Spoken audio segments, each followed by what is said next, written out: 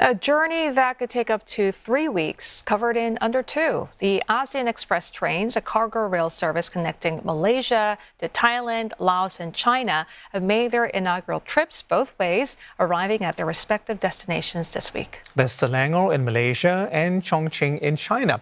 Electronic appliances and agricultural products were among the first cargoes. CNA's Melissa Goh reports. When the first ASEAN Express cargo service set off from this Kelana inland depot on June 27th, it created quite a buzz.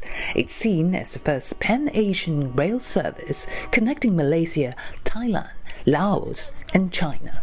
Representatives from 3 ASEAN member countries and the world's second-largest economy were present to jointly flag off the inaugural freight service. We have been talking about the Pan-Asian Railway Network for the past 30 years, but nothing much has really been achieved over the last 30 years. So right now we hope that by Malaysia taking over the chairmanship of ASEAN, we want to restart this discussion. Of course, it will need facilitation from the different authorities, which is a challenge, but we have overcome that. We have some collaboration with both the Thai and Laos authorities. The ASEAN Express has 20 wagons and can pull up to 40 20-foot equivalent units of containers. From Kelana Jaya, the cargoes reached Padang Besar near the Malaysia-Thai border in less than a day. And given that both Malaysia and Thailand's rail networks operate on meter gauge, no gauge change was necessary.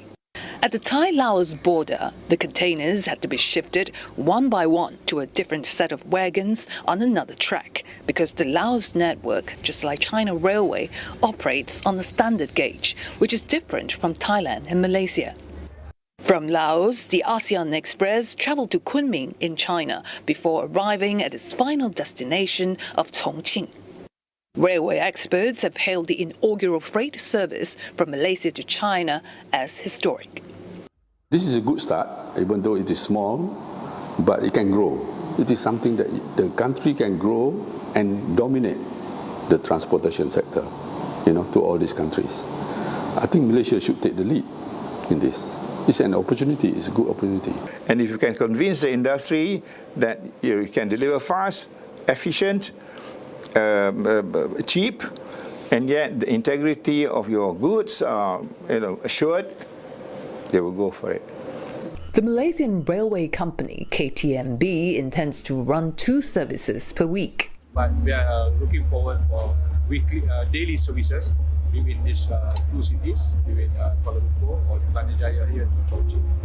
And this is going to be the first phase. If everything is okay, then we are seriously looking into passenger train as well. Already, industry experts expect a newly launched service to spur the rail manufacturing industry and lower logistics costs by up to 30%. The market is big. The growing passenger demand, the growing freight demand, between all these countries and so on, is very high. So in the future, we cannot rely on highways to serve us, both for passengers and for freight. We have to go back to railway.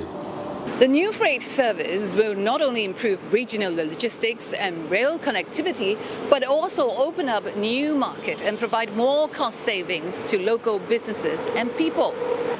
Already, some durian farmers are planning to export the prized Musang King variety, the fresh fruits, by rail to China later this year. Melissa Goh, CNA, Kuala Lumpur.